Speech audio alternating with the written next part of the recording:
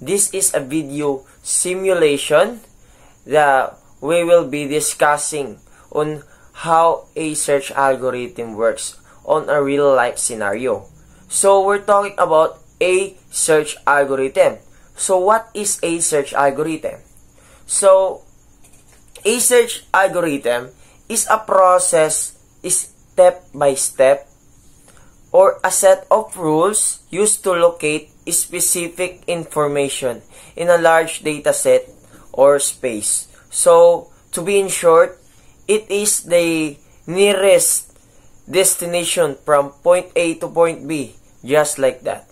So, these algorithms are commonly used in computer science and information retrieval to find a particular item. So, to find a particular item. And also a record or a solution to a problem within a collection of data. So, a search algorithm is all about finding the item, record, or the solution. So, these are the types of a search algorithm. First is the linear search or the sequential search.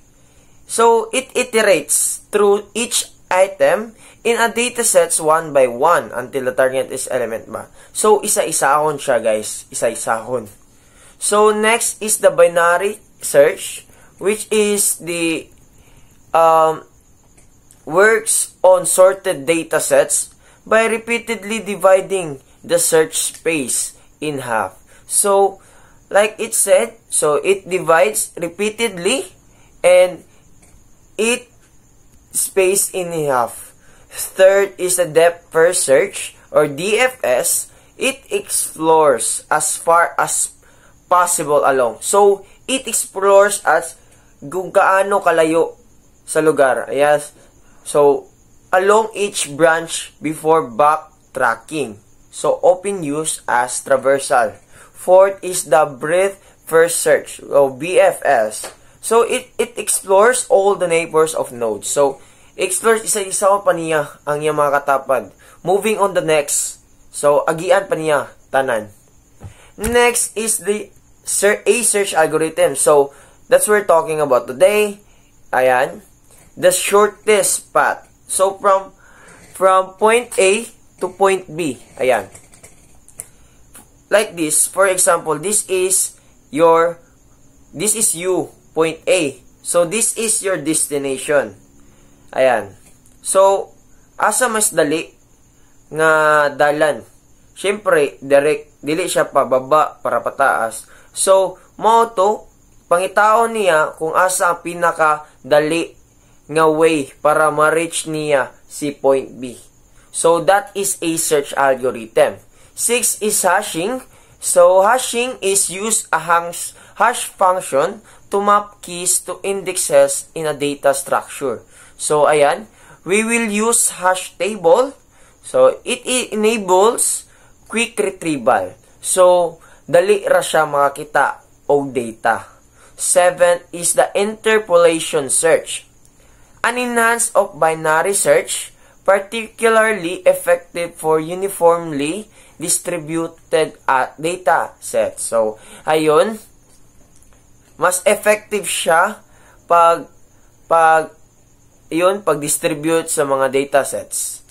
Ayan, 8, or lastly, is the exponential search. Involves 2 steps. First is finding a range where the target element may be and then using binary search within that range. So, first is finding the range, the target element. Ayan, by using binary search within the range. Ayan, these algorithms vary in terms of efficiency. So, kaning 8 parts is magamit siya in different ways. Kung unsay suitable ana nga problem or nga situation mo ni mong gamiton. So, suitability for different data structures and nature of the data. The choice of a search algorithm depends on the specific characteristics of the problem at hand and the properties of the datasets being searched. So, ayun po. So, and again, we're talking about a search algorithm wherein the the shortcut or the shortest way from point A to point B. This is for example. So I will be giving a real life situation about a search algorithm using the library catalog. So let's consider the binary search algorithm and create scenario to illustrate its application. So this scenario is the library book search. That is the title. Imagine you are in a large library with 1,000 of books neatly organized on shelves. So daghan kaayo siya mga guys. So kani siya, for example, mo ni siya sets of books, daghan kaayo ni sila. Ayan. And by the author's last names. So alphabetical order sila. All you need to find a specific book. So the title of this book is The Great Gatsby by F. Scott Fitzgerald. Ayan. First, all you need to do is setting up the scenario. So, looking at the library, so you're going to the library, of course. So, a vast library with many shelves. So, like I've said, so it is very big and also spacious. So, there are a lot of shelves and a lot of books. So, each shelves containing numerous books. So, sa isa ka shelves o aparador, dagan kay libro. Ayan. Books are arranged in alphabetical order by the author's last name. So, naka-arrange na siya by itself, by its last names authors, alphabetical order. So, it is easier.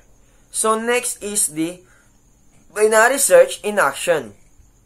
So, the goal is to find The Great Gatsby by F. Scott Fitzgerald. So, let's start. You are initially at the middle of their library. So, for example, this is, this is you. Yeah. This is you. And there are a lot of shelves surrounding you. So, you're in the middle. Ayan. So, this is you. So,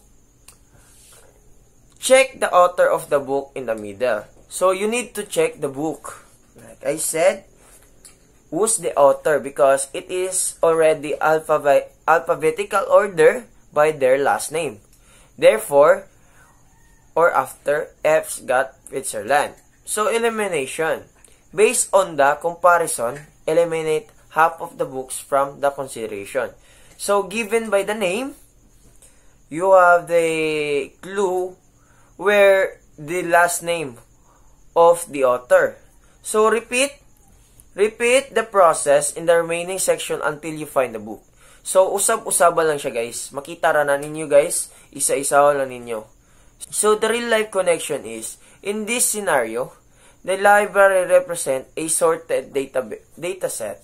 And the binary search algorithm allows you to efficiently locate a specific book by repeatedly dividing the search space enough. So, ayun na nga. It mimics the way you might navigate through shelves of books, significantly reducing number of books to check as each step. Ayan. Binary search is particularly useful in situations where data is sorted and you can eliminate half of the remaining possibilities, with each comparison making it a highly efficient algorithm for finding items in sorted collection. So, ayun.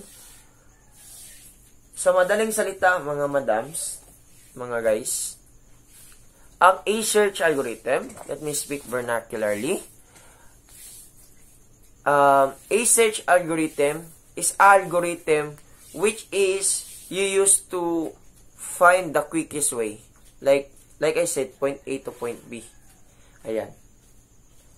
Let's say this kind of map. Mapa ni. Ayan. Kani imong destination, diri Yan, nakakadiri So, mangita ka unsay fastest way or the shortest route to reach your destination. Alangan magmadto pa ka diri. Tuyok pa ka. So, the fastest way to reach this destination is to go in the straight line. Which is, ano lang siya, kanang nagbuhat-buhat lang ko. Siguro if na siya roots, makita na to. So, this is just an example. So, for my example is the library. Ayun. Which is step-by-step repeating process. Which is, isa-isa ko nimo ang last name sa author para ma-eliminate nimo sila. So, repeating the process itself, yun yung nakapadali sa A-search algorithm. Which is, magamit yun siya sa everyday use or daily activities. Real life scenarios. Ayan. So, daily basis, magamit yun na to siya. Dili na nato mabantayan, pero kabalo ta mismo, common sense, to find, kita gani, to go in a certain destination, mangita tagdali, the quickest way, muagi tag shortcuts, mo avoid tag traffics, para mabuta in certain point, where makasave tag time. Ayan, makasave tag time. And also, the quickest way. And save also gas. Ayan. So, that's a search algorithm for you guys. And thank you.